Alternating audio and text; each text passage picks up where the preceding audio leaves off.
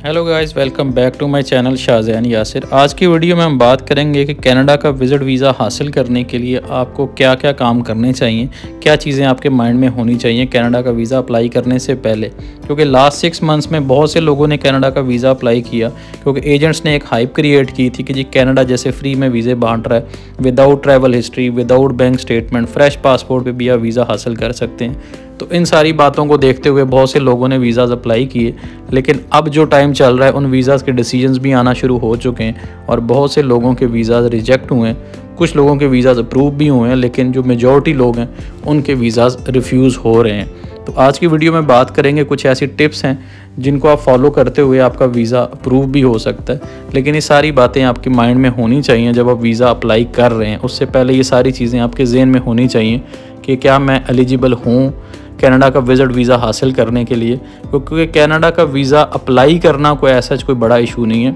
Visa आप apply कर सकते हैं without travel history, without bank statement और फ्रेश पासपोर्ट पे आप वीज़ा अप्लाई तो कर सकते हैं, लेकिन सिर्फ अप्लाई ही नहीं करना होता, वीज़ा आपने लेना भी होता है। तो अगर आपने वीज़ा अप्लाई करना है और बाद में रिजेक्ट हो जाना है तो इसमें आपका ही नुकसान होना है, एजेंट का कोई नुकसान नहीं होता। उसने जो अपनी फ़ीस चार्ज करनी होती है उसने तो आपसे वो कर लेनी है, क्योंकि एजेंट्स का काम सिर्फ फाइल प्रिपेयर करके आपको देना होता है और वीज़ा अप्लाई करना उनका काम होता है और उसी के वो चार्ज करते हैं। तो बाकी की जो प्रोफाइल है उसका आपको बेहतर पता होता है कि क्या मैं वीज़ा अप्लाई करने जा रहा हूँ तो मुझे वीज़ा मिलेगा या नहीं मिलेगा, कैसी मेरी ट्रैवल हिस्ट्री है, इससे पहले मैं कौन से कंट्रीज़ का विज़िट कर चुका हूँ, मेरी बैंक स्टेटमेंट कैसी है, मेरा सोर्स ऑफ इनकम कैसा है, मैं जो जॉब कर रहा हूँ उसकी मेरी सैलरी कितनी है। तो ये सारी बातें आपके माइंड में होनी चाहिए कि क्या इन पॉइंट्स में पूरा उतरता भी हूँ कि नहीं, क्योंकि ये सारे काम अगर होंगे तो फिर उसके बाद ही आपका वीज़ा अप्रूव होगा। फर्स्ट ऑफ ऑल तो ये है कि आपका जो सोर्स ऑफ इनकम है, क्योंकि जब भी आप विज़िट वीज़ा अप्लाई करते हैं किसी भी कंट्री का, चाहे वो कनाडा है, यूके है, यूएस है, शेंजन है या कोई भी कंट्री है,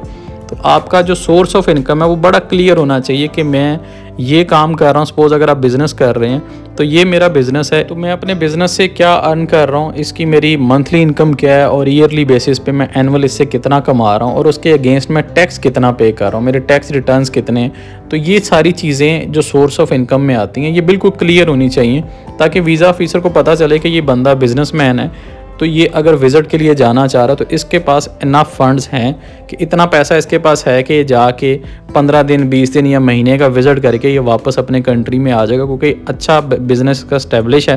तो ये आके इसने अपना बिज़नेस ही करना है। इस बंदे पे ये डाउट नहीं होगा कि जाके वापस नहीं आएगा।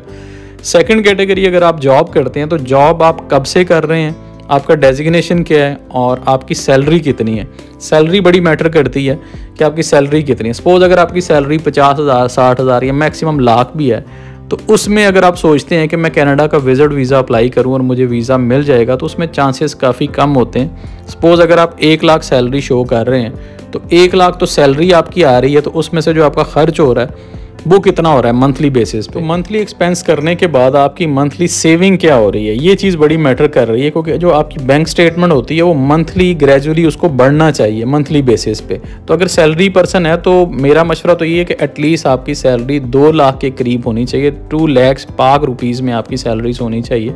तो उसमें आप ये शो कर सकते हैं मेरी इतनी सैलरी है, इसमें से मैं इतना मेरा खर्च हो रहा है और ये मेरी सेविंग हो रही है। सपोज़ आप 50,000 महीने का बचा रहे हैं, 60 बचा रहे हैं, 70 बचा रहे हैं, तो आप बता सकते हैं कि मैं उसमें से ये मेरी सेविंग हो रही है और ईयर के एंड पे मेरे पास ये सेविंग है, तो इस सेविंग पे मैं विज़िट करना चाह रहा हूँ 10 डेज़ का, 15 डेज़ का, तो वो बात थोड़ी सी जस्टिफाई होती है। तो ये बात तो होगी सोर्स ऑफ इनकम की, क्योंकि आपका ये टोटली क्लियर होना चाहिए, क्योंकि ये पॉइंट बड़ा इंपॉर्टेंट है, क्योंकि आपके पास पैसे होंगे तो आप विज़िट करने जा रहे हैं। सेकंड जो मोस्ट इंपॉर्टेंट पॉइंट है वो है ट्रैवल हिस्ट्री,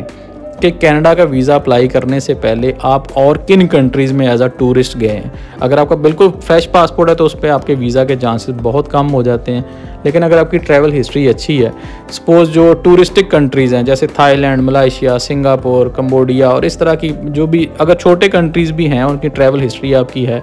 प्लस अगर आपने कहीं शेंजन कंट्रीज़ का विज़िट किया हुआ है तो वो तो बहुत ही प्लस पॉइंट है। उसके बाद तो आपको कनाडा का वीज़ा मस्ट अप्लाई कर देना चाहिए, तो उसमें चांसेस काफ़ी ज़्यादा होते हैं। तो ट्रैवल हिस्ट्री का होना भी बहुत ज़रूरी होता है। इसके अलावा जो बड़ा एक इम्पॉर्टेंट पॉइंट है कि आपकी अपनी कंट्रीज़ के साथ टाइज़ कैसे हैं, कि आप फैमिली मैन हैं, सपोज़ अगर आप मैरिड हैं, आपके बच्चे हैं, तो अपना आपका जो FRC होता है, फैमिली रजिस्ट्रेशन सर्टिफिकेट हो गया, मैरिज रजिस्ट्रेशन सर्टिफिकेट हो गया, तो ये सारी चीज़ें बड़ी इंपॉर्टेंट होती हैं, क्योंकि उनको वीज़ा ऑफिसर को पता चलता है कि ये अपनी फैमिली के साथ अपनी कंट्री में रह रहा है, इसके बच्चे भी हैं, इसकी वाइफ है। अगर पेरेंट्स के साथ आप रह रहे हैं, आप मैरिड नहीं हैं, तो आप अपनी वीज़ा एप्लीकेशन में ये शो कर सकते हैं कि मैं अपने पेरेंट्स के साथ रहता हूँ, मैं उनकी लुक आफ्टर भी करता हूँ और रेगुलर बेसिस पे मैं उन्हें हॉस्पिटल उनका चेकअप के लिए भी लेके जाता हूँ, ताकि उन्हें पता चले कि ये बंदा इमोशनली अटैच है अपनी कंट्री के साथ, अपने लोगों के साथ। तो ये विज़िट कंप्लीट करने के बाद वापस आ जाएगा, क्योंकि आपने अपनी वीज़ा एप्लीकेशन में अपने कवरिंग लेटर में ये बात ज़रूर शो करनी है, अपनी टाइज़ को स्ट्रॉन्ग आपने दिखाना है कि ताकि वीज़ा ऑफिसर को पता चले कि ये अपना विज़िट कंप्लीट करने के बाद वापस आएगा। टाइज़ में आपका जो सोर्स ऑफ इनकम है वो भी बड़ा क्लियरली मेंशन होना चाहिए कि बंदे का बिजनेस है या अच्छी जॉब कर रहा है, तो ये होपफुली अपना विज़िट कंप्लीट करने के बाद अपनी कंट्री में वापस आ जाएगा।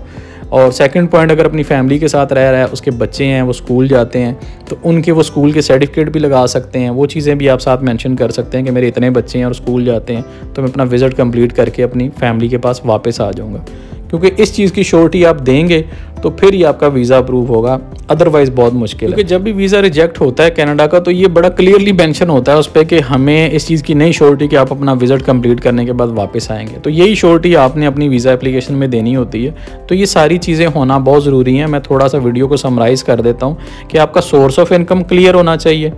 आपकी ट्रैवल हिस्ट्री होनी चाहिए। विदाउट ट्रैवल हिस्ट्री भी कुछ लोगों का वीज़ा लगा है, लेकिन उनकी प्रोफाइल बहुत अच्छी होती है, बाकी के काम उनके पूरे होते हैं कि वो अच्छा बिज़नेस कर रहे हैं और पिछले 5-10 साल से बिज़नेस कर रहे हैं, बिज़नेस की आउटकम जो है वो भी उनकी बहुत अच्छी है, तो उनकी ट्रैवल हिस्ट्री ना होने के बावजूद भी वीज़ा लग गया। लेकिन ऐसे केसेस बहुत कम होते हैं और ना होने के बराबर होते हैं कि 100 में से अगर 2 लोगों का वीज़ा लग गया तो पीछे देख लें 98% तो फिर वीज़ा रिजेक्शन ही है ना। तो ऐसे केसेस में वीज़ा लगना बहुत मुश्किल हो जाता है। तो सारी चीज़ें पूरी होना बहुत ज़रूरी है। ये सारी चीज़ें अगर आप अपनी वीज़ा एप्लीकेशन में मेंशन करेंगे, अच्छी स्टेटमेंट, बाकी सारी चीज़ें आप वो करेंगे, तो फिर ही आपका वीज़ा अप्रूव हो सकता है। अगर इन टिप्स पे आप काम करते हैं और उसके बाद वीज़ा अप्लाई करते हैं, तो होपफुली आपको कनाडा का 10 ईयर्स का मल्टीपल एंट्री वीज़ा भी मिल सकता है। लेकिन कोई शॉर्टकट नहीं है कनाडा का वीज़ा हासिल करने का कि एजेंट्स की बातों पे जाके कि जी ऐसे कर लें, without travel history, fresh passport, without bank statement. तो इन बातों पे आने की बिल्कुल ज़रूरत नहीं है और ना कनाडा का वीज़ा इस तरह मिलता है। तो ये थी जी आज की वीडियो। होपफुली आज की वीडियो आपको अच्छी लगी होगी। वीडियो अच्छी लगी है तो वीडियो को लाइक ज़रूर कर दिया करें और चैनल को सब्सक्राइब ज़रूर किया करें। तो मिलते हैं नेक्स्ट वीडियो में, तब तक के लिए अल्लाह हाफिज़।